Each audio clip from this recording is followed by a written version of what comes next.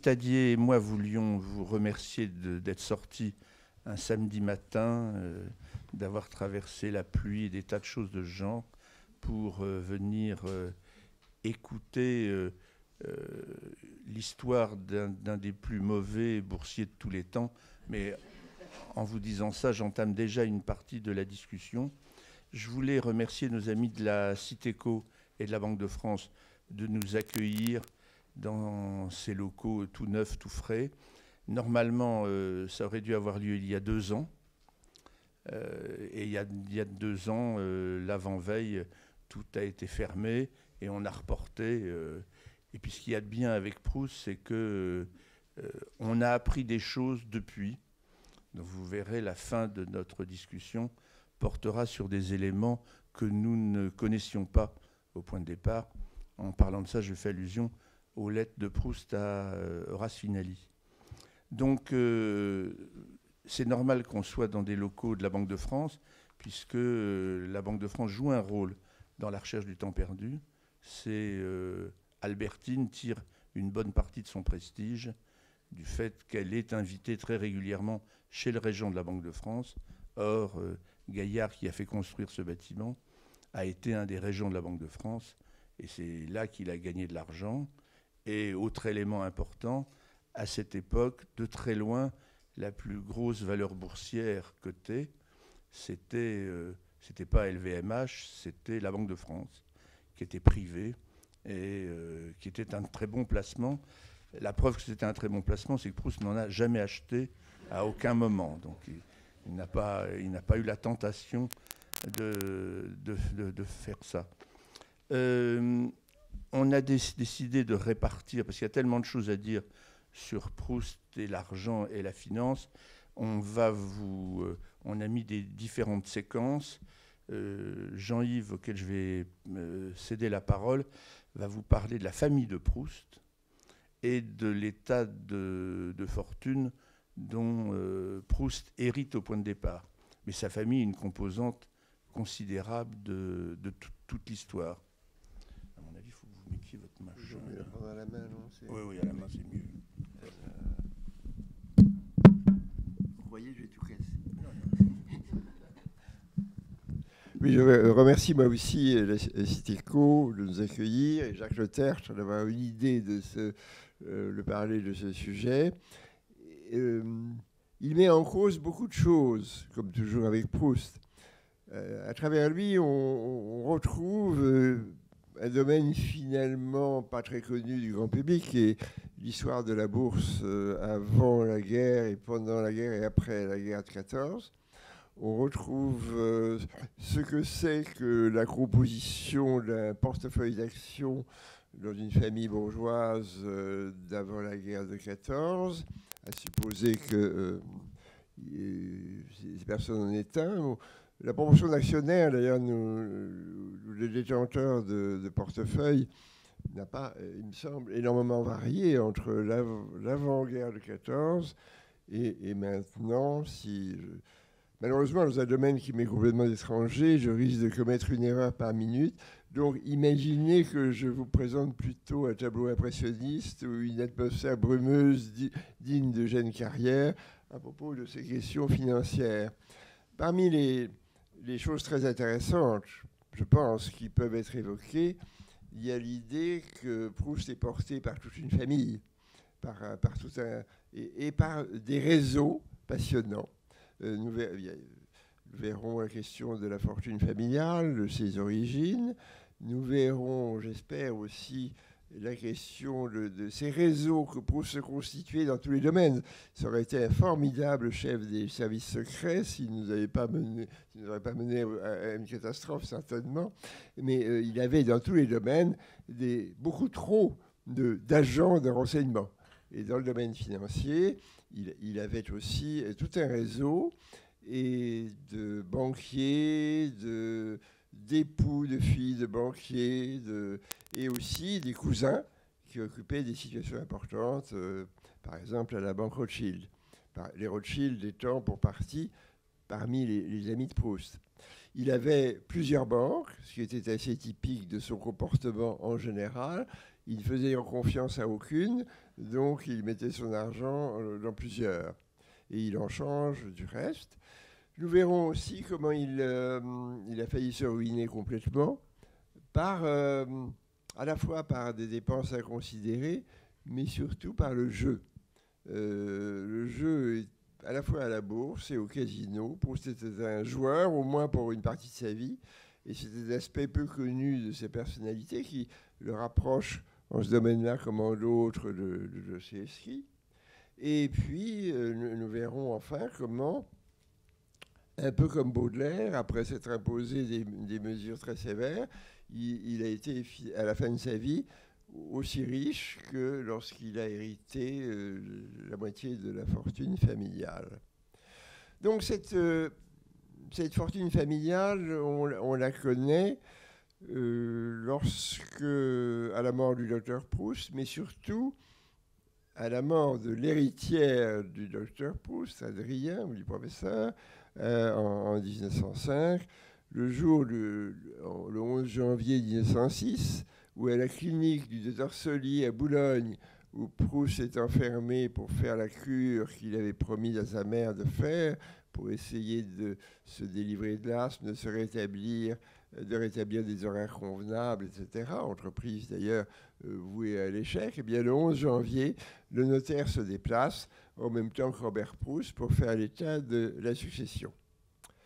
Je dis tout de suite que le pont aux ânes de ce genre d'exposé, c'est la valeur du franc or. Nous donnons d'abord les chiffres en franc or. On peut évaluer un franc or de 1905 en très gros entre 3 et 4 euros, disons 4 euros, mais on s'aperçoit très vite de l'injustice de ce procédé, parce que par exemple, les salaires du personnel de maison étaient extrêmement bas. Le prix des immeubles était vraiment plus bas qu'il n'est maintenant. Donc la valeur si on évaluait, prenait comme étalon la valeur du centre de boulevard Haussmann, par exemple, on serait amené peut-être à des chiffres plus élevés. Donc ce n'est qu'une indication. Si nous disons que le capital à répartir à la mort de Madame Proust est de 1 743 573 francs, vous multipliez très vite par 4 pour avoir un chiffre en euros qui reste approximatif et peut-être sous-évalué. L'immeuble du boulevard Haussmann, par exemple, du 102, heureusement maintenant occupé par une banque, qui l'a totalement défiguré et qui nous empêche de le visiter, eh bien donc, l'immeuble était évalué à 568 119 francs. C'est vous dire que même en multipliant par 4, on a probablement une valeur très inférieure à sa valeur réelle. La fortune de Proust s'évalue donc à ce moment-là à la moitié de la somme léguée, c'est-à-dire 1 204 155 francs, et plus la part d'immeuble de 142 000 francs, d'où un revenu annuel à 5%, puisqu'on nous dit que la rente à l'époque était de 5%, de 50 000 francs. 50 000 francs, or, ce qui nous ferait donc toujours cette idée de 200 000 euros mensuels. Donc, ce qu'on peut appeler une solide fortune... Annuelle, pardon, excusez-moi, oui. Une solide fortune, donc des revenus très confortables, qui n'empêchent pas Proust de se croire modestement loti. Il faut dire que les familles bourgeoises avaient pour tradition de dire qu'elles n'avaient rien, ou presque rien. Et les gens disaient, je me souviens d'un couple très fortuné dont le mari disait souvent mes petites économies, et sa femme ajoutait dans la mesure où nous en avons, et chacun dans l'immeuble de 14 pièces de l'avenue Henri Martin hochait la tête avec satisfaction. Donc, en juin, il propose par exemple de l'argent, en juin 1906, de l'argent à son ami Robert Dreyfus, en disant avoir la libre disposition de sa petite fortune. Ce qui ne lui permet pas, pense-t-il, de rester dans l'appartement de la rue de Courcelles, près d'ici, le 45, qui a 11 pièces. Et effectivement, il va donc déménager pour le boulevard Haussmann, qui n'en a plus que 6, plus les chambres de service. Donc, faut-il, dans cette estimation par Proust de sa petite fortune, faire la part d'une éducation de stricte économique, et celle que Jeanne Veil, sa mère, avait essayé de lui donner, dans un milieu où on est habitué à vivre du revenu de ses revenus? Faut-il faire la part de la peur de manquer, qui est fréquente chez ceux qui, comme Adrien Proust, ont fait leur fortune eux-mêmes? Faut-il penser que ses parents morts, Proust a constaté que la source de la fortune s'était tarie et qu'il sait bien qu'il ne gagnera jamais d'argent? Faut-il penser aussi qu'il s'agit de l'incapacité totale chez lui de faire des comptes et surtout de saisir la valeur de l'argent? Proust a un trait extrêmement curieux, c'est que on pourrait dire qu'il n'a aucun sens de l'argent. Et d'ailleurs, aucun sens des chiffres. Il ne donne aucune date dans La Recherche perdue, aucune année, aucun prix. Lorsque deux dames discutent du prix des robes, le chiffre n'est pas donné. On dit simplement non, changez un chiffre. Et l'autre dit bon, c'est pas cher, mais on ne saura jamais le prix de la robe.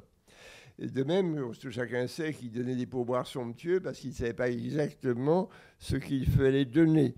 De même pour ces cadeaux à la somptuosité légendaire. Et de même encore dans ses spéculations et son goût du jeu. Il ne sait pas très bien s'il faut payer les valeurs à 25 000 francs, 50 000, etc. Et faut-il relier aussi cette attitude à son mépris général des biens terrestres, et notamment des meubles, des propriétés, des collections aussi? On sait que Proust n'était pas collectionneur, qu'il ne voulait rien dans sa chambre, dont il disait qu'il voulait qu'elle soit semblable à l'espace nu où l'esprit s'abstrait pour créer. En tout cas, ça explique qu'il n'y ait guère ni de chiffres, ni de prix, ni même de montant de spéculation boursière dans la recherche, même si les spéculations y sont présentes. Il faut que vous compreniez que la bourse à l'époque où Proust intervient ne ressemble pas du tout à celle que nous connaissons aujourd'hui, puisqu'il y a, et ça en fait partie de sa famille aussi, vous avez des personnages qui ont disparu. À l'époque, vous aviez comme partie centrale la corbeille, autour de laquelle figuraient des agents de change, et où on traitait des actions françaises. Autour de la bourse, près de l'horloge, il y avait ce qu'on appelle la coulisse, avec les coulissiers. Un de ses oncles avait fait fortune comme coulissier. C'était beaucoup plus rentable souvent d'être coulissier que d'être agent de change. Moins prestigieux, mais plus rentable. Et ils étaient donc dans la frange extérieure. Eux traitaient les valeurs étrangères. Proust en achètera beaucoup. Traitaient les emprunts.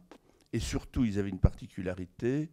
Ils faisaient l'ensemble de ils pouvaient faire l'ensemble de ces opérations la nuit, ce qu'on appelait la coulisse de nuit, où, comme aujourd'hui, mais ça a été supprimé parce que c'était dans les années 50, parce que c'était l'occasion de beaucoup de scandales. Imaginez ce qu'on peut truquer comme cotation quand il n'y a plus que 3 personnes en pleine nuit pour afficher des valeurs.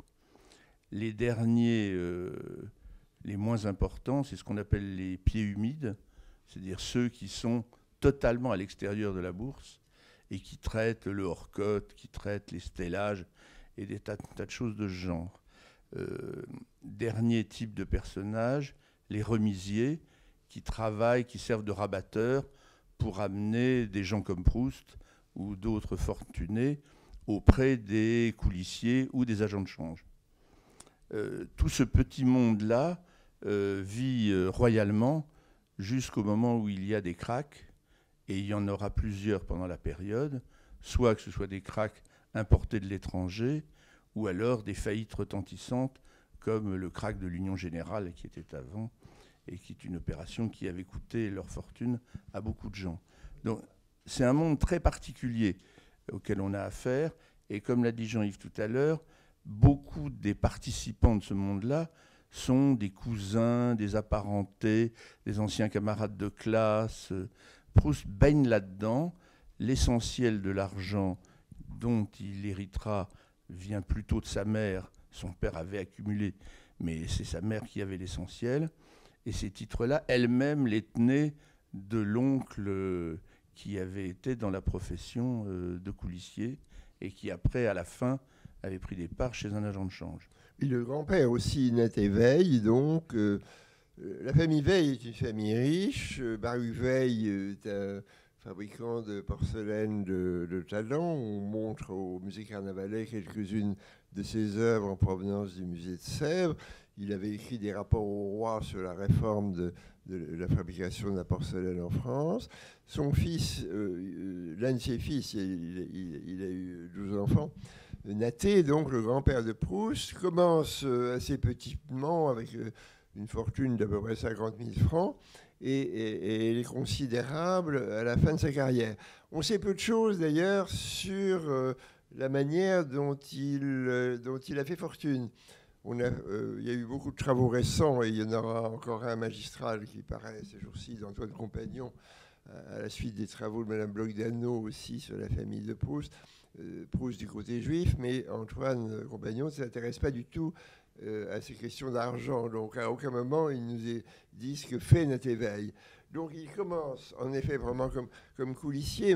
Quand j'ai lu le livre que nous avons tous entre les mains, c'est Les Mémoires d'un coulissier d'Ernest Feydeau, le père de Georges, eh bien donc je cherchais. J'espérais que je verrais apparaître une belle page sur son bon ami Naté, etc. Mais rien du tout, pas un mot. Donc on sait ce que fait un coulissier, notamment au XIXe siècle, mais on ne sait pas ce que faisait Naté-Veil, qui passe très vite d'ailleurs du stade de coulissier à celui beaucoup plus reposant de commanditaire d'agent de change. On sait même, il y a 2 charges auxquelles il donne de l'argent pour le faire fructifier. Et donc, c'est à ce moment-là qu'il, par rapport à sa fortune initiale, il la multiplie par 25, par 50. Et c'est comme ça que Jeanne Veil a une dot de 200 000 francs or. Ce qui explique que le jeune médecin Adrien Proust, chef de clinique, ait pu être tenté non seulement par la beauté et l'esprit de Jeanne Veil, mais aussi par sa dot. On ne sait pas très bien d'ailleurs comment ils se sont connus, parce qu'on ne les imagine pas fréquentant des balles ensemble, c'est pas possible. Le milieu social des Veil est beaucoup plus élevé que celui d'Adrien Proust. Alors on pense qu'il y a 2 témoins au mariage qui sont l'un financier et l'autre médecin, frères. Ils ont pu dire l'un à l'autre, je connais quelqu'un qui. Et il y a aussi la question assez intéressante de la franc-maçonnerie, parce que Naté-Veil était franc-maçon. Il était d'origine juive, mais agnostique. Et d'ailleurs, il s'est fait incinérer, contrairement à toutes les prescriptions de la religion juive. Et il était franc-maçon. Donc, il a pu connaître aussi Adrien Proust, qu'il était vraisemblablement ce qui serait l'une des explications, mais pas la seule, de sa très haute carrière dans les institutions de la République. Donc, par là aussi, Jeanne Veil et le jeune Adrien Proust, coureur de dot comme Groucho-Marx, donc, ils ont pu se rencontrer ainsi. Il faut que vous imaginiez quand même que c'est un univers dans lequel il n'y a pas d'impôt sur les plus-values, il n'y a pas d'impôt sur le revenu, il n'y a pas de délit d'initié. C'est-à-dire Proust régulièrement bénéficiera de tuyaux de la part de ses cousins qui le pousseront à vendre et à racheter certains titres. Quand il fait de bonnes opérations, c'est que c'est du vrai délit d'initié. En revanche, ce que Proust fait malheureusement pour lui fréquemment, comme il lit beaucoup de journaux, comme on l'a dit tout à l'heure, eh bien, il croit ce qui est écrit dans les journaux. Et il y a un dénommé Yvel qui, en particulier, a une chronique dans le Figaro. Et quand il conseille d'acheter un titre, bien sûr, il est trop tard. Donc le titre est déjà monté. Proust se met à en acheter à ce moment-là. Et bien sûr, c'est une catastrophe. Alors, il faut ajouter que la presse, à cette époque-là, ne jouit pas de la meilleure des réputations. Il n'est pas impossible que la presse financière, loin de moi de penser qu'elle est maintenant malhonnête, bien entendu, mais à l'époque, elle l'était très vraisemblablement. On peut penser qu'une société pouvait largement arroser un chroniqueur pour faire vanter tel ou tel titre. qu'ensuite un gogo comme Marcel Proust, elle est achetée. D'ailleurs, Proust avait dans la conception des valeurs quelque chose d'artiste. Pour lui, c'était presque des êtres humains. Il parle, par exemple, à son ami Louis Albufera de notre pauvre Rio Tinto, comme si c'était un malheureux dans la rue. Notre pauvre Rio Tinto n'est guère brillant. J'ai bien envie de le bazarder quand il sera revenu au cours où je l'ai acheté. Qu'en penses-tu, grand financier ? As-tu vu que dans mes pastiches du Figaro, nous sommes en 1908, j'ai parlé de ma déconfiture avec la Debers. Et pour lui, c'est un titre de gloire, hein, finalement. C'est une chose qu'on reverra. Avec Proust, rien n'est jamais perdu. Tout passe de sa vie dans son œuvre. Et la déconfiture avec la Debers, il en rit et ça devient un épisode d'un texte littéraire. On verra ça beaucoup plus tard à propos du personnage de Bergotte, qui, lui, gagne beaucoup d'argent et qui, à la fin de sa vie, entretient des petites filles, disons plutôt des jeunes filles pour ménager les bonnes mœurs. Et Proust a cette phrase sublime: il avait trouvé les moyens de transformer l'or en caresses et les caresses en or. Les caresses en or, c'est les droits d'auteur, c'est le livre de Bergotte qui se vendent, comme à la fin de sa vie se vendent tout de même pas mal les livres de Proust. Oui, toute expérience, tous les moments où il a perdu de l'argent en bourse, on peut dire qu'en le racontant, il en a tiré profit par la suite en le mettant dans la recherche. Même si la vérité, c'est qu'il parle beaucoup plus de bourse et d'argent dans sa correspondance qu'il en parle dans la recherche. Dans sa correspondance, ça occupe une place considérable. Et la lettre que Jean-Yves a citée tout à l'heure, qui est la lettre à Albufera, Albufera étant encore plus foireux en matière boursière que ne peut l'être Proust. C'est quelqu'un qui n'y connaît rien, qui écoute toutes les rumeurs, et c'est lui qui est au bord de le lancer dans un des plus grands scandales de l'époque, qui est ce qu'on appelle l'affaire Rochette, qui est un scandale de Ponzi. Je parle sous le contrôle d'un spécialiste de l'affaire Rochette ici, mais il est clair que ce garçon qui, en 1904, est commis dans un restaurant à Melun, 3 ans plus tard, a une banque, le Crédit Minier, avec 60 agences, et va multiplier, il aura 10 sociétés cotées en bourse, les premières versant de gros dividendes, qui vient des augmentations de capital de celles qui suivent. Bien sûr, à un moment, ce système-là explose et il est arrêté. Mais comme il a des amis très puissants, ses amis vont intervenir, et en particulier Caillot. Et c'est un scandale qui va traîner jusqu'à l'arrivée de la guerre. Et c'est là où on retrouve notre ami Proust. C'est que celui qui a sorti le scandale vis-à-vis de l'opinion publique, c'est Calmette, auquel est dédié du côté de chez Swann, sur lequel Proust comptait beaucoup, et la femme de Caillot va tuer Calmette dans son bureau. Fin des opérations. Alors vous allez me dire pourquoi Proust n'a pas acheté de titre Rochette. Tout simplement parce que, et il le dit lui-même, il souffre il n'a pas envie de travailler ces jours-là. Passer un ordre de bourse, c'est trop compliqué, ça le fatigue. Et donc, il ne passera pas l'ordre de bourse, heureusement, parce que 8 jours plus tard, tout explose. Donc parfois, il a de la chance. On va le voir dans d'autres cas où il a échappé par miracle à des drames, et ce qui va le sauver, mais je gâche un peu le sujet, c'est aussi la guerre. Mais bon.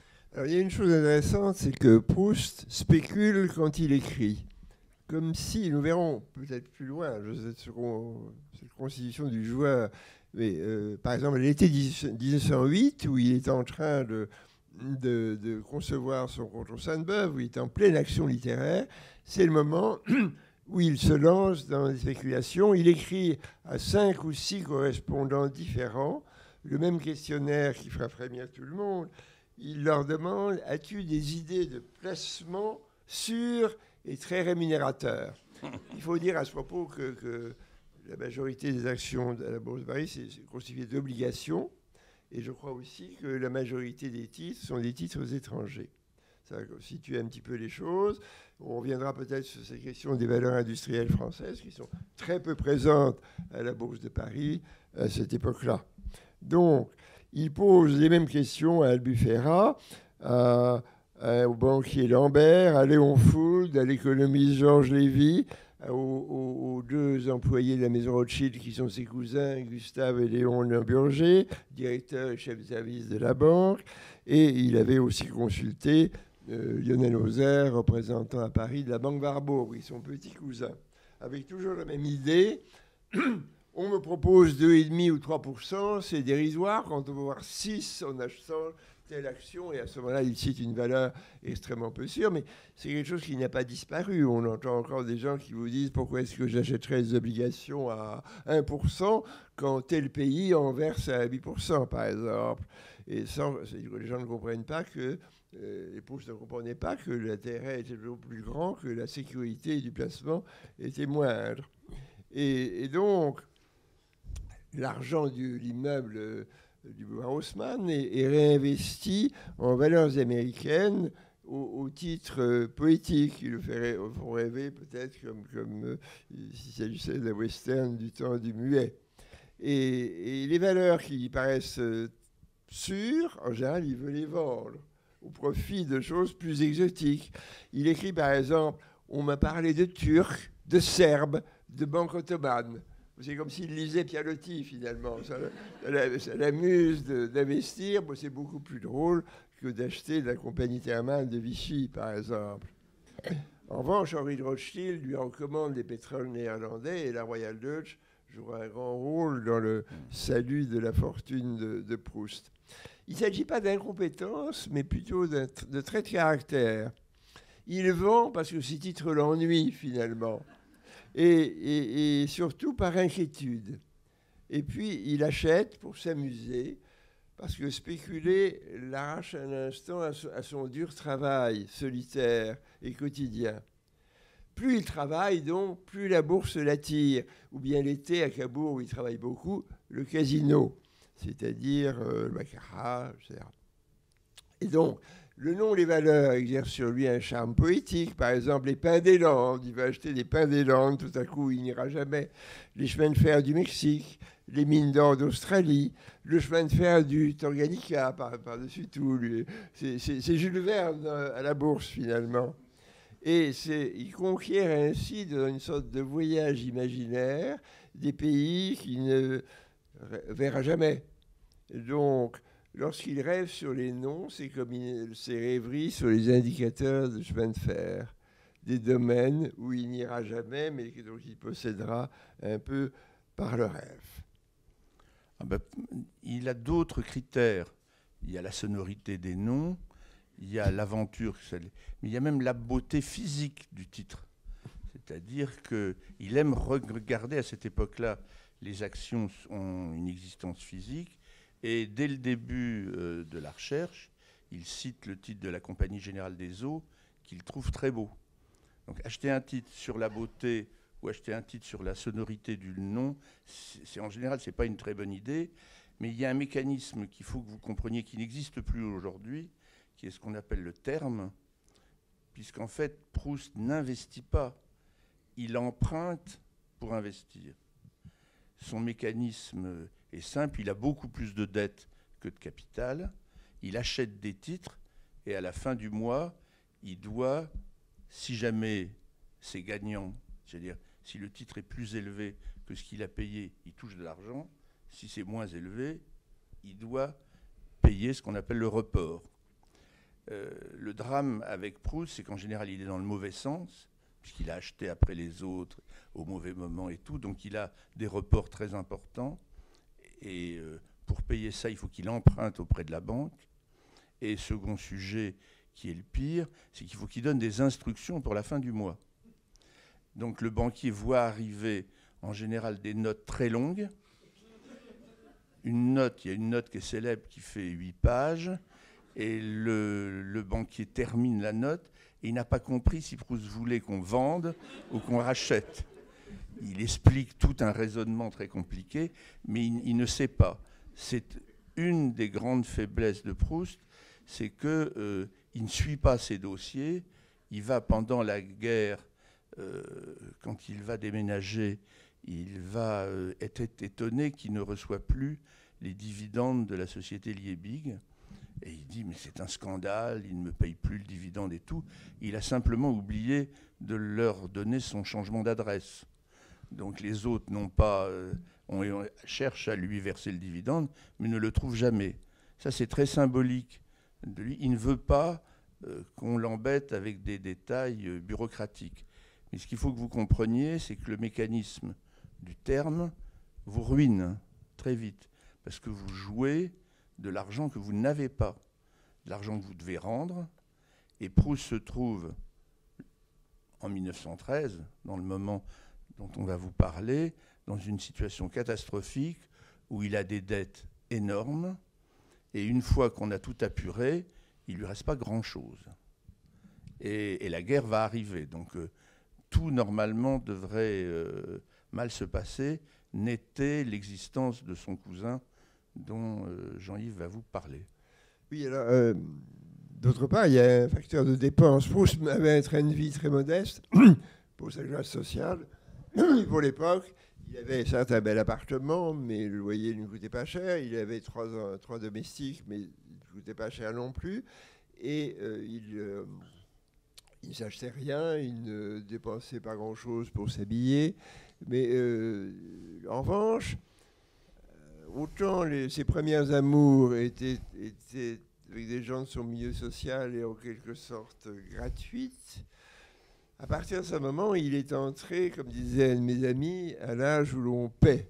Il m'avait dit un jour, cet ami, c'est-à-dire un diplomate, vous avez de la chance, vous n'êtes pas encore à l'âge où on paie. Je n'avais pas bien compris ce que ça voulait dire d'ailleurs, mais bon.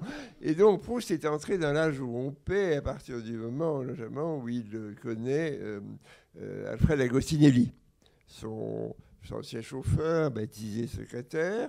Et il y a une chose frappante, par exemple en 1913, on constate que Proust vend 20 000 francs d'actions Suez.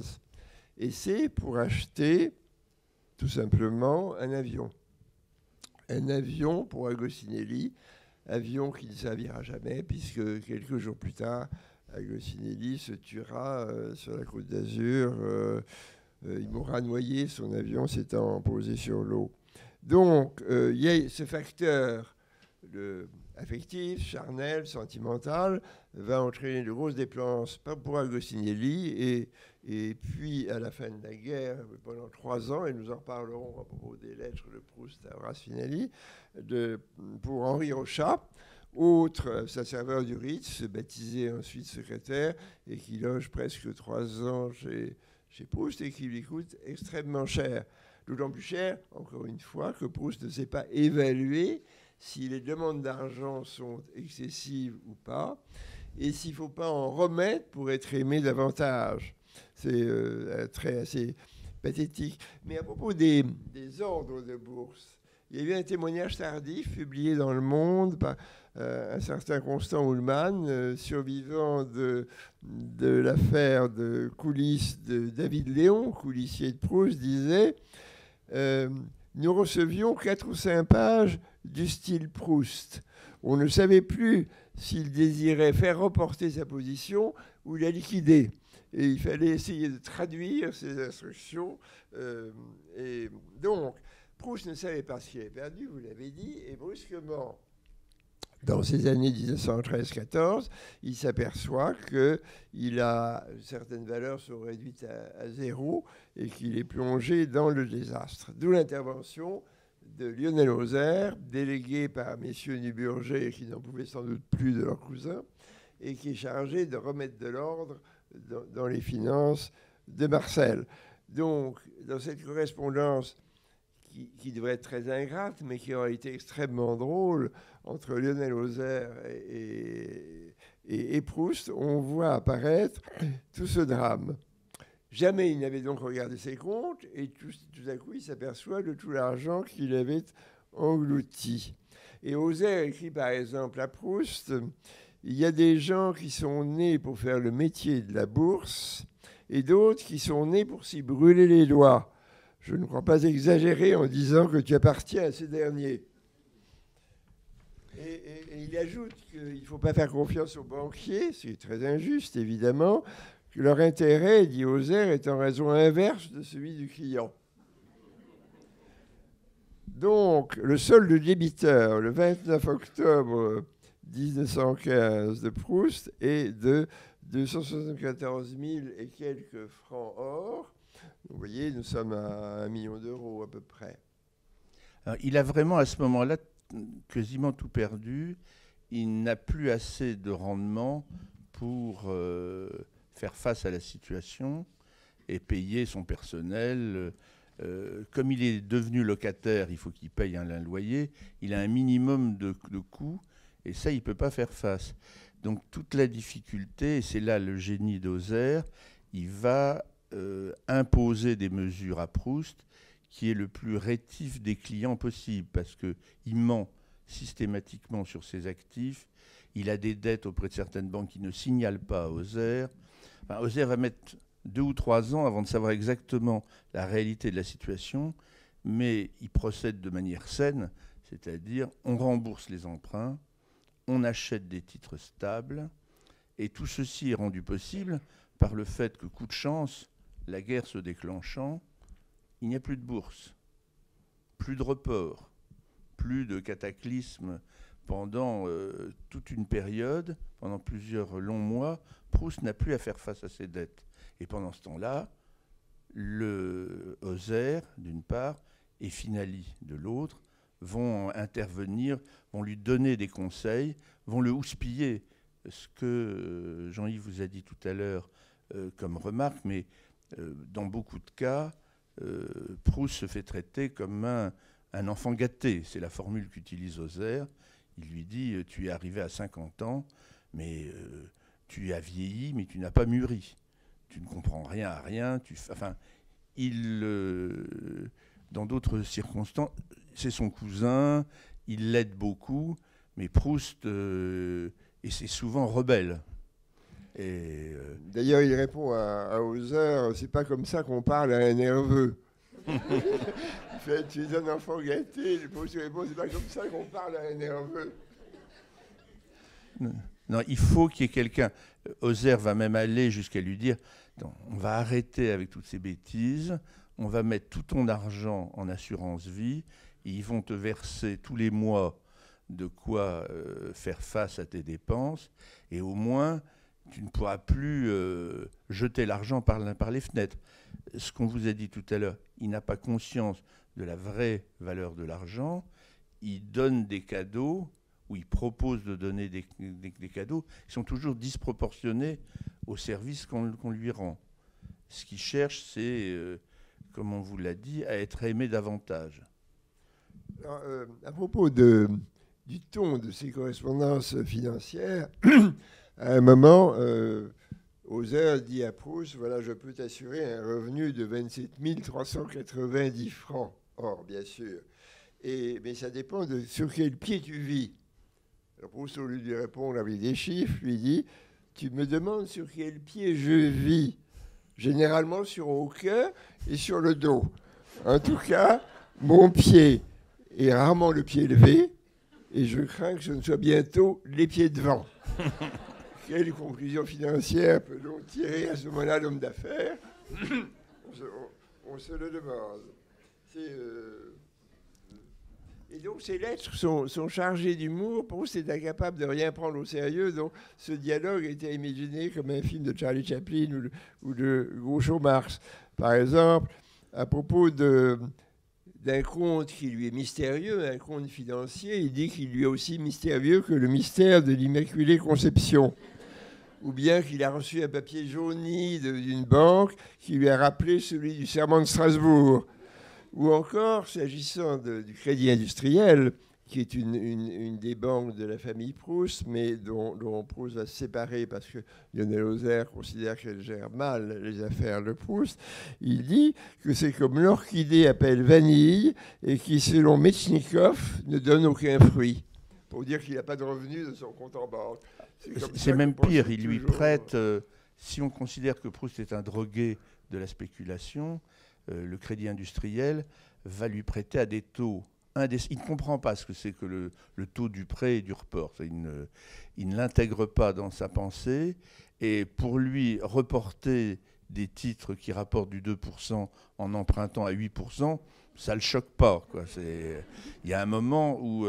et Hauser va fermer les comptes au Crédit Industriel. Proust les avait maintenus sans lui en parler pendant tout un moment. C'était là qu'il envoyait Céleste chercher du cash pour le donner à ses amants. Voilà. Alors en même temps, il s'efforce d'apprendre le langage financier. Il écrit par exemple à Hauser, « Tu vois que je prends peu à peu le langage de la bourse. Encore un peu d'entraînement et je saurais dire Malacca lourde, de Berce en reprise, mine d'or irrégulière, presque aussi bien qu'un autre. » Et il dit encore, il se compare à l'homme des cavernes qui cherchait à comprendre les premières lois de la nature. Je me risque, touchant à la Royale Deutsche, à des essais d'explication scientifique. Donc, peu d'acheteurs de Royale Deutsche se comparent à l'homme des cavernes cherchant à comprendre les lois de la nature, mais Proust le fait. Et d'ailleurs, il s'en explique. J'ai pris l'habitude, sans doute pour t'ennuyer un peu moins, et je m'illusionne peut-être en cela, quand je t'écris, et uniquement quand c'est à toi que j'écris, d'adopter un tour humoristique. C'est ainsi qu'il reconnaît que ces contes sont si compliqués qu'il faudrait Poincaré, le mathématicien, précise-t-il, et Pinlevé, qui commençait à être à la fois politique et mathématicien, pour les comprendre. En fait, il n'a aucun emploi, comme on vous l'a dit tout à l'heure. Il ne peut espérer de ressources que si jamais il arrive à obtenir un emploi de journaliste. C'est son rêve. Au fond de lui-même, c'est un journaliste rentré. Il a bien donné des chroniques au Figaro dans les années 1900, mais ça n'a pas, c'était plutôt des chroniques mondaines, à part l'affaire Le Moine. Mais pour le reste, il aimerait bien qu'on le recrute. Il a compté sur Calmette, vous avez vu comment il a fini, et puis pendant la guerre, c'est assez compliqué. Donc il ne sera jamais journaliste. Et quant au livre, pour l'instant, ça lui a coûté de l'argent, puisque, c'est, comme vous le savez, c'est à compte d'auteur que sort du côté de chez Swann en novembre 1913. Donc, il n'a rien à espérer. Il n'a même pas, en plus, des oncles ou tantes dont il pourrait hériter. Et, comme Jean-Yves vous l'a dit tout à l'heure, il faut qu'il commence à payer. Heureusement, il va avoir le Goncourt en 19, et heureusement, vers la fin de sa vie, il va commencer à gagner de l'argent de son métier, mais juste à la fin. C'est la dernière année qui est la bonne année. Pourrions peut-être revenir d'ailleurs sur cette psychologie du joueur qui n'y est pas propre. Pascal a écrit sur ce sujet une pensée définitive que je ne sais malheureusement pas par cœur, où il dit que le joueur ne voudrait pas de la somme d'argent qu'il espère gagner si on la lui donnait tout de suite. Donc il y a chez le joueur ce goût de l'insécurité et du risque, et d'avoir tout avec rien, qui caractérise aussi Proust dans ce cas-là. Et alors, donc au casino, c'est la même chose, évidemment. Alors il y va lui-même à Cabourg, ou même parfois il envoie des gens jouer pour lui, ce qui est bizarre, mais bien réel. Et il a un grand ami, un des grands flambeurs de l'époque 1900, dont le nom a été célèbre, mais un peu oublié maintenant, malgré les efforts d'Alain Resnais, c'est Henri Bernstein, le grand auteur de théâtre, qui est un grand flambeur, qui s'est ruiné complètement dans les casinos. Et bien Proust le fréquente et lui propose de l'argent, ils jouent ensemble. C'est donc une très mauvaise influence, mais pas perdue, puisque Henri Bernstein figure dans La Charge de perdu sous les traits d'Octave, dit dans Les Choux, qui est un écrivain, joueur, sportif, homme à femme et flambeur. Et puis d'autres traits d'Octave lui viennent d'ailleurs, notamment de Cocteau. Donc Bernstein n'est pas perdu, il se retrouve dans le roman lui aussi. Alors, le joueur, Freud nous apprend aussi des choses sur la psychologie du joueur. Le joueur, selon Freud, est fondamentalement un onaniste. Son plaisir est solitaire. Et en effet, beaucoup des jeux de casino, et encore plus maintenant où la machine à sous a tout écrasé, sont des jeux tristement solitaires. Ce qui me frappe toujours dans ces salles de machines à sous, des casinos, et même les plus grands comme celui de Monte-Carlo, c'est l'extraordinaire solitude des pauvres dames ou des pauvres messieurs seuls devant leur machine. Au moins le bridge apportait un élément un peu social. Bridge qui figure assez peu, mais chez Madame Verdurin tout de même, à la recherche du temps perdu, qui est aussi un jeu d'argent. Donc, il n'aime pas les jeux intellectuels. Hein.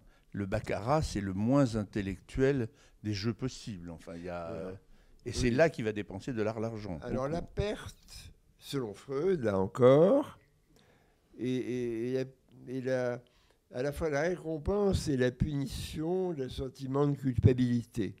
Et là encore, on peut penser que Proust était habité par un profond sentiment de culpabilité.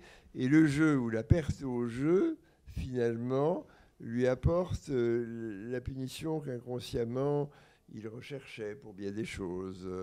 Ça peut être aussi un trait à rattacher avec prudence à son comportement de jeu. Alors, il abandonnera le jeu après la guerre, malgré la présence de Rochat, parce que, très probablement, les droits d'auteur et ce jeu avec Gaston Gallimard, dont témoigne leur correspondance volumineuse, compense un peu le casino, parce que arracher de l'argent à la maison Gallimard n'est pas le fait du premier venu. Non. Il n'y a pas d'attaque personnelle. Et en tout cas, c'est ce qui se passait à l'époque. Oui. On voit, Gaston Gallimard propose à Proust, au lieu de lui verser ses droits d'auteur qui sont compliqués, etc., pourquoi pas une pension. Et il lui calculera une pension, évidemment inférieure à ce que supposeraient les droits d'auteur. Proust dit oui, et après ça, d'autres lettres, cher Gaston, je n'ai pas reçu ma pension du mois dernier ou du mois d'avant. Gaston dit, mais comment est-ce possible? Mais je vais arranger ça tout de suite. Non, il est clair que quand on vous a dit tout à l'heure qu'il avait la même somme d'argent à sa mort que ce qu'il avait hérité, que Ozer et Finali avaient rétabli la situation. D'abord, ce n'est pas eux seuls qui l'ont rétabli. Il avait la chance d'avoir des titres pétroliers qui ont beaucoup monté. Déjà à cette époque, dès qu'il y a guerre, ça fait monter le pétrole. Mais plus sérieusement, la comparabilité des chiffres n'est pas bonne, puisque vous avez un monstre qui est né pendant la guerre, qui est l'inflation. Et l'inflation, on peut penser que sur les 6 ans concernés, elle a représenté pas loin de 150%. Donc quand on refait les calculs, c'est pas si simple. Et bien que Proust ne savait pas gérer les documents administratifs, il souffrait déjà par anticipation de phobie administrative, eh bien, il y a eu l'impôt sur le revenu qui est arrivé. Et l'impôt sur le revenu, là non plus, Proust n'était pas prêt à ça. Donc, c'est des éléments qui font que son pouvoir d'achat, lié au rendement de son capital, aurait dû être inférieur après la guerre à ce qu'il était avant, en réalité de pouvoir d'achat. Heureusement, il y a eu les ventes de ces livres et qui ont commencé à se vendre à l'étranger en particulier. Mais il n'en bénéficiera que très peu puisque les premières traductions en espagnol et en anglais sont de 22 et il meurt en 22. Donc ça ne laisse pas, ça ne laisse pas beaucoup.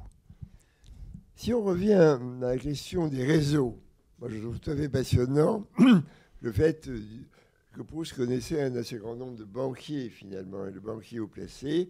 Et parmi eux, bien sûr, il y a quelqu'un dont il faut parler, et notamment par le rôle que vous avez joué dans la préservation de la correspondance, c'est les lettres à Horace Finali. C'est des lettres qui étaient restées inédites depuis que Proust les avait écrites. Alors, Horace Finali, pour ceux qui ne le connaissent pas, il faut lire ce que Jean-Noël Jeannet a écrit sur le sujet. C'était le président, enfin le directeur général de la Banque de Paris, sans doute un des banquiers les plus puissants pendant la période qui s'étend de 1910 à 1936. Il a fait la pluie et le beau temps, participé à toutes les grandes opérations financières. La Banque de Paris était vraiment la première banque d'affaires avec les Rothschild à Paris et dans le reste de l'Europe. Finali était un camarade de classe de Proust à Condorcet. On a de très belles photos qui montrent Finali et Proust l'un derrière l'autre. Finali décidé, les mains dans les poches, et Proust avec cette coupe au bol qui ne lui va pas du tout, où il a une espèce d'air de grand dadé. Mais l'amitié qui est née à ce moment-là a duré tout le temps, même si jamais il correspondait peu. Proust est allé en vacances en Belgique chez les Finali. Il est allé à Trouville, dans la maison qui existe encore aujourd'hui là-bas. Ils ont eu des relations bonnes, mais plutôt épisodiques. Et arrivent les événements qui amènent aux lettres de 21, qui font un ensemble que Gallimard publiera sur les conseils de Jean-Yves. J'étais un peu réticent à l'idée de les publier, mais bon, l'idée est venue de les sortir. Ce sont 17 lettres que Proust écrit entre 21 et 22, et les lettres que son frère écrira par la suite. Alors, qu'est-ce que contiennent ces lettres? En avant-première, ils contiennent l'utilisation que Proust fait de Finali pour le sortir du mauvais pas dans lequel l'a mis Henri Rochat, dont on vous a parlé tout à l'heure. On considère en général que Proust est amoureux pendant 1 an et demi. Lui-même fixe la date, la durée du sentiment à ça. Et au bout d'1 an et demi, il en a vraiment marre de Rochat. Or, Rochat est resté 3 ans. Donc il a cherché à s'en débarrasser. Il l'a emmené au train, il lui a donné de l'argent, mais il est revenu. Donc il faut trouver absolument une solution pour l'envoyer très loin. Et Proust n'a pas tant de solutions possibles. Donc il demande à Finali s'il ne pouvait pas le recruter en Chine.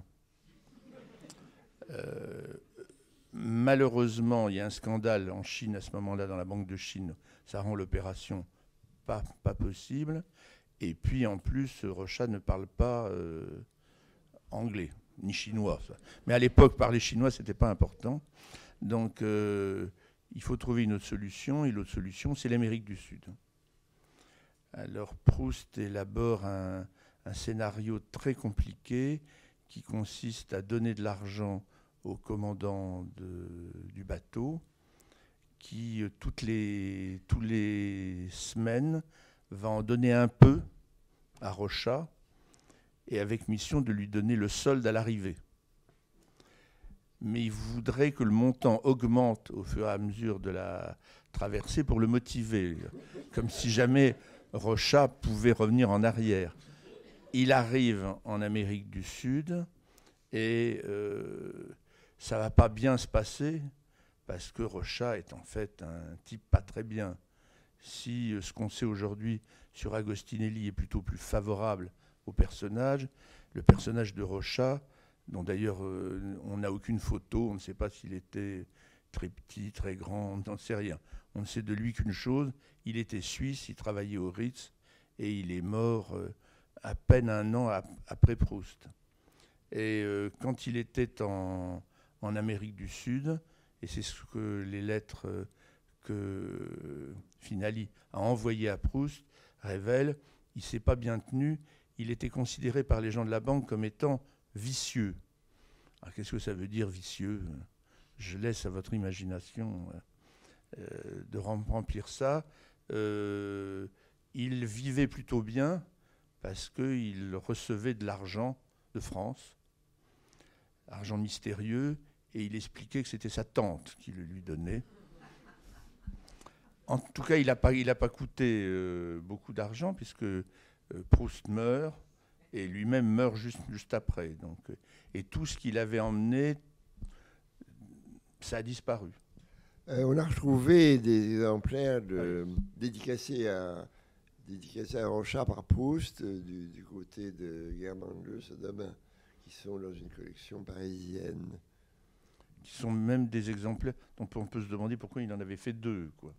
Oui, alors, les dédicaces seront publiées, mais la première est un peu froide, et la seconde est très tendre. On peut imaginer qu'Henri Rochat aurait dit ce jour-là à Proust, tout de même, vous auriez pu peut-être écrire mieux, et à ce moment-là, la deuxième dédicace est beaucoup plus tendre.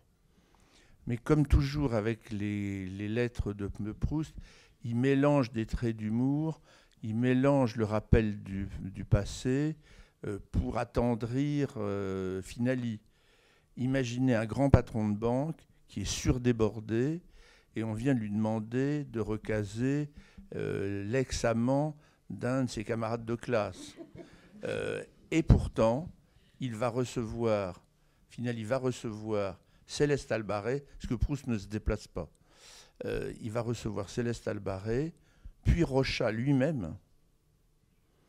Alors, les lettres de Proust sont particulièrement alambiquées à ce moment-là, parce qu'il doit à la fois dire que Rochat est très bien pour être recruté dans la banque, qu'il est très intelligent, ce qui n'est pas vrai du tout, qu'il connaît Flaubert par cœur, enfin, ce qui est très utile dans le système bancaire. Et tous ces trucs-là pour plaire. Mais en même temps, à un moment, il doit dire la réalité. C'est-à-dire qu'il doit dire qu'il n'est pas très honnête, qu'il lui a coûté beaucoup d'argent, ce qui n'est pas non plus idéal pour trouver un emploi dans la banque. Et malgré ça, Finali va le recruter. Et Proust, à un moment, sent qu'il faut qu'il en dise plus.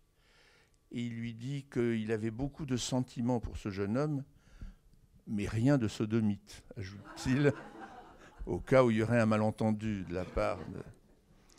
Et comme tous ces raisonnements sont très alambiqués, lui-même, à un moment, invente un adjectif dont je regrette qu'il ne soit pas utilisé. Il dit, je sais, tu vas trouver que c'est beaucoup trop compliqué ce que je veux mettre en place. Tu vas dire que tout cela est très proustique. Je voudrais que le terme proustique passe à la postérité. C'est une des choses qu'on apprend dans ces lettres. Parmi les autres microscopiques détails, on apprend que Proust et Finali sont allés en Angleterre. Tout le monde ignorait le voyage de Proust. C'est un voyage qui ne s'est pas très bien passé, puisqu'ils sont juste arrivés à Douvres. Ils étaient à Ostende à ce moment-là, et ils sont repartis. Est-ce qu'il a touché terre? Est-ce qu'il est resté une journée? Il n'y a pas plus de détails. Il n'y a que ce qu'en dit Proust à ce moment-là. Il avait peut-être peur parce que ce bateau était un bateau très dangereux. Quelques mois auparavant, le bateau avait coulé et la moitié des gens qui étaient à bord étaient morts. Donc il a échappé à un destin. On est en 1894. Donc c'est un moment particulier. Il faut dire que Finali, lui aussi, figure plusieurs fois dans La Charge des eaux perdues. D'abord, c'est l'un des aspirateurs de Bloch. Et d'autre part, il y a un texte très curieux, je l'ai retrouvé, où Proust fait allusion à Lionel Hauser en parlant de ces gens ultra sérieux et travailleurs qui méprisent l'artiste qui ne fait rien, à l'exception de ceux qui, dans ces professions, qui ont compris que l'important, c'était la culture générale, qui, dans leur profession même, met hors de pair ceux qui en sont pourvus. Alors, on a beaucoup dit qu'Horace Finali pouvait citer Dante abondamment et Homère en grec. C'est donc une allusion directe. Un passage qui anticipe sur le célèbre texte du général de Gaulle, la véritable école du commandement, c'est la culture générale. Ce qui est clair, c'est que Finali était beaucoup plus brillant en classe que n'était Proust. Finali, c'est un esprit universel qui va comme on l'a dit, il va être très vite un très grand bibliophile. Sa collection, il hérite de la collection de son oncle, Lando, qui a une grande bibliothèque en Italie, mais lui-même va en acheter beaucoup de livres et sera un exemple de banquier collectionneur, comme malheureusement il y en a de moins en moins. Mais la fin de la vie de Finali sera très douloureuse, puisque en 1936, ayant pris parti pour le Front populaire, il sera mis en minorité à la banque et sera débarqué. Il ne gardera que quelques mandats d'administrateur. Fort opportunément, il quitte la France fin 1939, début 1940, et partira pour New York à partir de Lisbonne. Et il mourra juste au moment de la libération. Il ne reviendra jamais ni dans sa propriété de la Villa Finali, qui est au-dessus de Florence et qu'il a léguée à la chancellerie des universités, la bibliothèque aussi, tout ça a disparu. Tout ce qu'il a aimé a disparu, mais le grand drame qui lui est arrivé, c'est quand il perd sa femme au moment où Proust lui envoie ses lettres. Alors Proust fait un de ces exercices dont il a le secret. Il lui a demandé des choses concernant Rochat. Il apprend la mort de la femme qui est morte très brutalement et qui était le grand amour de Finali. Et il lui envoie une lettre de deuil comme il sait le faire, enfin, une lettre de deuil terrible. Et juste après, il doit lui redemander autre chose. Et il a un problème pour rentrer dans la conversation. Pas très facile, la lettre qui suit la lettre de deuil. Mais il arrive à s'en sortir plutôt bien. Mais Finali, lui, ne se remettra jamais de cette disparition, puisque toutes les semaines, dit-on, il allait sur la tombe de sa femme, qu'il couvrait de fleurs, et il mettait des fleurs sur toutes les tombes autour. C'est ce qui figure dans un roman de Giraudoux, je crois, le banquier Moïse. Et mettant des fleurs sur toutes les tombes de femmes autour, Finali a déclenché des drames, parce qu'il y a des veufs jaloux qui se sont dit « Mais quel amant mystérieux vient couvrir la tombe de ma femme de fleurs ?» Et ça a failli très mal se finir, donc il a arrêté cette dépense ostentatoire. Mais vous verrez à travers le livre, je fais déjà de la prévente pour Gallimard, donc Finali ressort vraiment comme un personnage intéressant. C'est un vrai ami. Proust a eu des amis foireux souvent. Ça, c'est pas du tout le cas. Et contre vents et marées, quelle que soit son occupation, il va être là pour l'aider. Et il va continuer après la mort de Proust, puisqu'il sera un des grands donateurs de toutes les opérations que le frère de Proust fera dans ses hôpitaux. Et l'échange qu'il y a entre les deux, le frère de Proust avait été à Condorcet, lui aussi, mais il va continuer par respect de Proust. Il va même intervenir pour obtenir une rue pour Proust, mais là, ce n'est pas un gros cadeau, parce que le coin que la mairie de Paris lui avait trouvé, qui n'est pas très loin de chez vous, c'est ça ? Oui. N'était pas génial. À l'époque, c'était parfaitement sordide. Maintenant, c'est mieux. Ça a été construit, mais je me disais en vous écoutant que Finali a rejoint ces banquiers français de New York, comme Istel ou André Meyer. André Meyer, dont j'ai cité la phrase je prends on me donne un bouton et j'en fais un par-dessus. Et je disais que Proust, on lui donnait par-dessus, il en faisait un bouton financier. Mais il y a eu toute une série de banquiers français à New York, dont le rôle n'est peut-être pas très connu du grand public et qui ont été très importants. André Meyer, d'ailleurs, très lié aussi avec Madeleine Malraux, etc. Et très brillant. Istel, très lié avec avec Alexis Léger.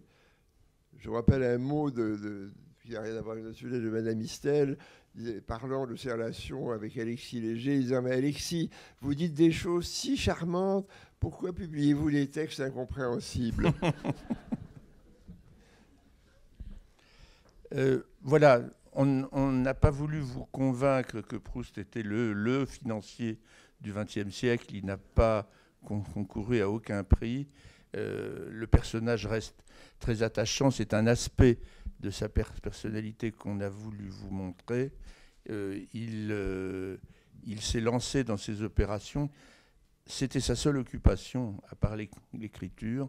C'est une vie de rentier, mais des rentiers après la guerre de 14, à cause de l'inflation, ça aussi, ça aura disparu.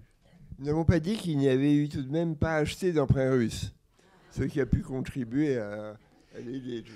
Oui, mais comme vous le savez, il a acheté des mines russes, juste au mauvais moment, et il aurait, ça je n'ai pas retrouvé la preuve, mais on en avait parlé, il aurait réussi à les vendre en 18.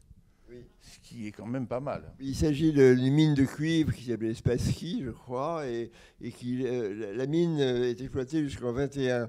Mais après la Révolution, il y avait encore des gens qui achetaient et vendaient parce qu'on croyait qu'avec la Russie blanche, le régime rouge, si on veut dire, allait s'effondrer. Comme on sait, il n'en a rien été. Mais en tout cas, les actions ont continué à circuler pendant quelques temps et il a réussi à les vendre. Oui, juste une petite remarque d'actualité, si je puis dire. Dans ses lettres à Hauser, à un moment, il qualifie Hauser de Broussilov. Il dit mon cher Lionel Broussilov. Broussilov est un général russe qui a envahi l'Ukraine et qui a gagné la bataille de la Galice. C'était pendant la guerre de 14. Ça n'a rien à voir avec les événements actuels, bien sûr. Oui. Des questions, allez.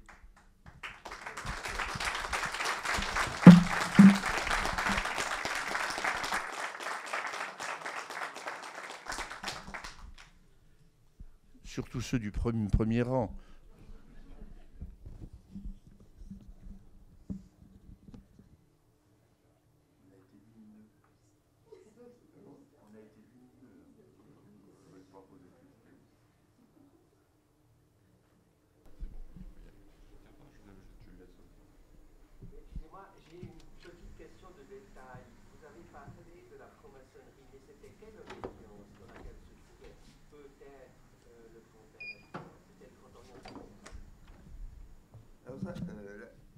Natéveil, oui. Ça, c'est une découverte d'Antoine Compagnon dans un livre qui n'est pas encore paru, ce que j'anticipe un peu, qui va apparaître ces jours-ci.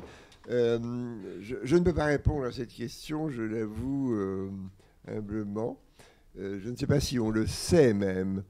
Il y a une série de présomptions, mais d'ailleurs, le grand-oncle de Madame Proust, le célèbre Adolphe Crémieux, était aussi membre de la franc-maçonnerie. Il y a toute une partie de la famille maternelle qui appartenait à la franc-maçonnerie. Et je ne peux pas vous répondre pour la question de l'obédience. Pas long. Crémieux, c'est la grande loge de France. Oui. Il a joué un rôle décisif. Oui, oui. C'est Crémieux qui a fait retirer la Bible de l'autel dans les tenues maçonniques. Oui. Donc, peut-être est-ce ça même. Je ne peux pas répondre. Je ne sais pas si Antoine Compagnon pourrait nous répondre. La conférence qu'il va donner. Il donne une conférence lundi au Swan, mais c'est déjà complet. Ne revendez pas au marché noir votre billet. Alors moi, je connais des gens dans la salle qui ont une autre interprétation des 2 dédicaces à Rochat. J'attendais qu'il pose une question sur le sujet. Même pas. Il ne veut rien dire. Bon. On vous dira ça une autre fois.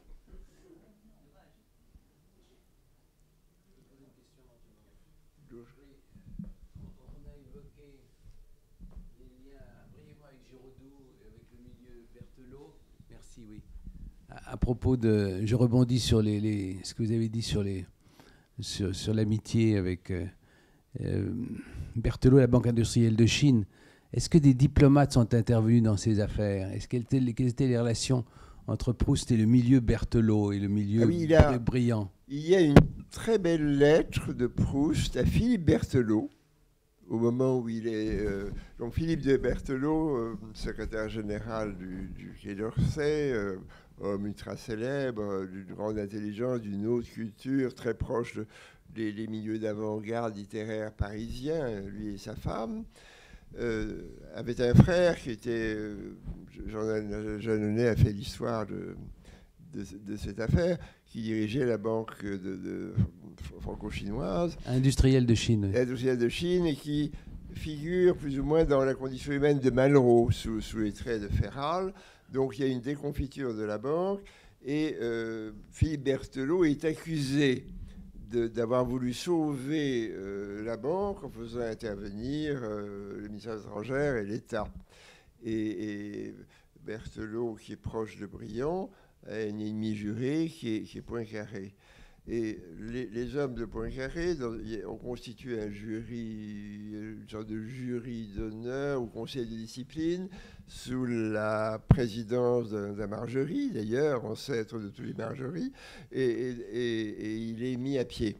C'est une sanction terrible, évidemment.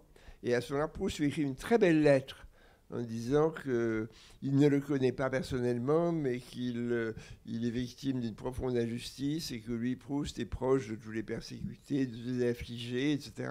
Et par conséquent, il est proche de lui.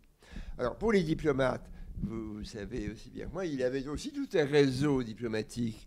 Il avait... Paul Morand le renseignait sur tout ce qui se disait à l'état-major ou au ministère. Il y avait ses amis aussi, comme Jacques Truel. Jacques Truel, on a reparlé ces jours-ci parce que Jacques Truel était le grand ami de Proust et il était ambassadeur à Bucarest en 1941. Et il a envoyé de nombreux rapports et dépêches à son gouvernement, hélas pas le bon, pour dénoncer les pogroms, les massacres de juifs qui commençaient, les épouvantables persécutions qui se déroulaient en Roumanie. Pas forcément à cause des Roumains, mais aussi à cause des Allemands. Et naturellement, ces rapports ont été classés, mais ils figurent dans une exposition actuelle au mémorial de la Shoah sur les diplomates résistants, qui n'étaient pas non plus une armée, vous l'imaginez bien. Paul Morand ayant été son successeur, n'a pas dû envoyer le même type de télégramme. Alors, Paul Morand a fait interdire de faire tout ce qu'on faisait au temps de Truel. Il a fait interdire qu'on écoute Radio Londres, par exemple.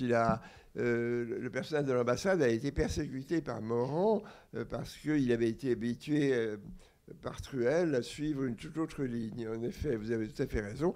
Jusqu'au jour où Morand abandonne son personnel parce qu'il y a trop de bombes qui tombent sur Bucarest. Il casse son personnel en banlieue, mais lui, il va dans une maison de campagne assez loin pour être à l'abri de tout risque.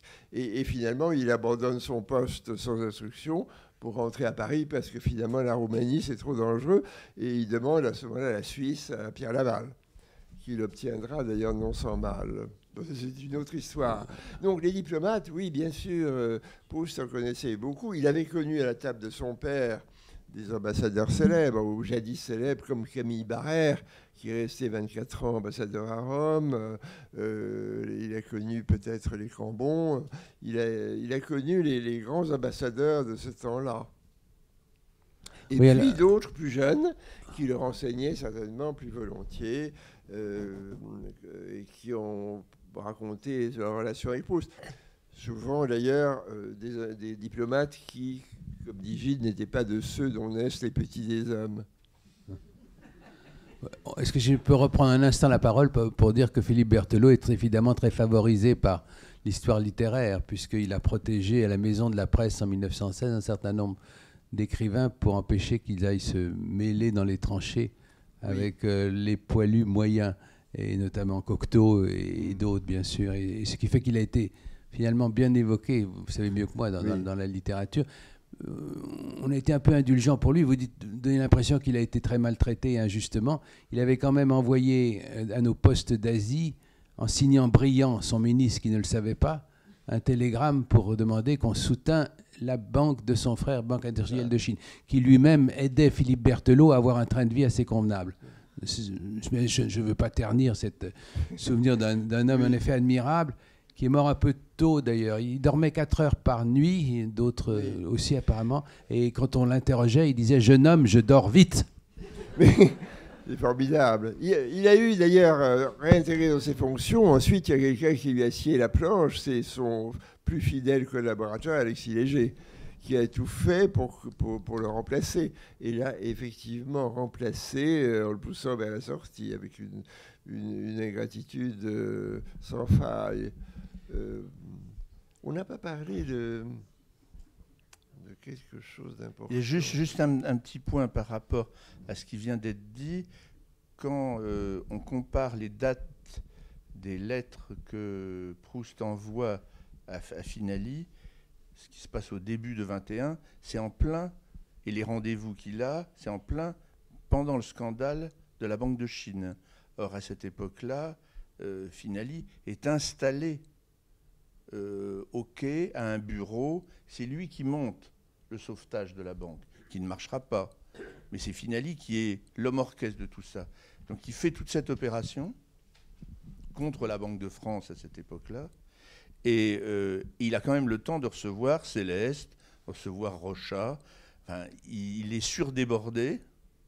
Il écrit des lettres, il fait des notes et tout. Mais pourtant, il s'occupe de recaser l'ex-amant de son petit camarade. C'est exactement les mêmes mois. Début de l'année 21. Est-ce que Proust a eu des rapports avec le milieu des inspecteurs des finances? J'y pense parce que cette histoire de la Banque industrielle de Chine a vu s'opposer avec une grande violence le monde des diplomates autour de Berthelot, qui étaient ceux de la Banque industrielle de Chine pour des raisons fraternelles, comme je viens de le dire. D'autre part, le monde des inspecteurs des finances qui défendaient la Banque de l'Indochine, rivale passionnée de la Banque industrielle de Chine. Il fait la caricature. Proust n'est jamais drôle que quand il est méchant. Il a peint des médecins, des militaires, des diplomates. La catégorie sur laquelle il pouvait le plus facilement taper, parce que c'est possible de le faire, c'est les inspecteurs des finances. Il ne l'a jamais fait, donc je ne devais pas en connaître. Il connaissait beaucoup de banquiers, évidemment. Alors, on n'a pas parlé de la personne qui est désignée constamment dans la Charge de Verdu pour le plus haut personnage de la société juive, c'est-à-dire Sir Rufus Israels et son épouse, qui est évoquée plusieurs fois comme vénérée par tout le monde. Et je pense avoir trouvé que la clé de ce personnage, c'est Sir Rufus Isaacs, qui était ministre du gouvernement Asquith en 1908-10 et qui s'était illustré notamment dans le scandale Marconi. C'est-à-dire qu'en 48 heures, il a acheté et vendu des titres parce qu'il avait commis un délit d'initié. Et même à l'époque, bien que ce ne fût pas probablement un délit, ça avait fait scandale. Mais il était tout de même resté ministre, et Sir Rufus Isaacs, personnage extrêmement connu en Grande-Bretagne, a terminé sa carrière comme vice-roi des Indes. Ce qui était... on n'imagine pas d'ailleurs un gouverneur de l'Algérie juif, par exemple, dans la société française. Les Anglais avaient tout de même fait ce geste. Et donc, ce personnage est récupéré par Proust. Il y a un autre diplomate, je ne sais pas s'il a été éventuellement un des personnages qui a pu inspirer Norpois. Vous parlez d'Asquith. Nous avions le comte de Saint-Aulaire, qui était l'ambassadeur de France à Londres. Lorsque le gouvernement travailliste est arrivé au pouvoir pour la première fois, dans ses mémoires, Saint-Aulaire dit « Hélas, je ne connaissais aucun des ministres, aucun n'était un homme du monde. » C'est extraordinaire. C'est les confessions d'un vieux diplomate. Hein, un admirable livre, admirablement écrit, oui. Et qui est d'un autre temps. Oui. Il a été évidemment déplacé par le cartel des gauches de 1924. Oui. Il avait connu les Montebello aussi, probablement parmi les ambassadeurs à Saint-Pétersbourg, et qui a été révoqué parce que Madame de Montebello n'avait pas dit à la femme du président de la République que quand l'impératrice était là, on gardait son chapeau à table. Et elle seule avait un chapeau, Madame de Montebello, et pas les autres dames. Et donc, son mari a été révoqué à ce moment-là. Quelle date, ça? C'est quelle date? C'est vers au début du XXe siècle, vers 1904. Alors, est-ce que vous... Une dernière question, parce qu'il va falloir que nous rendions ces locaux à l'usage de l'initiation économique. Une dernière question.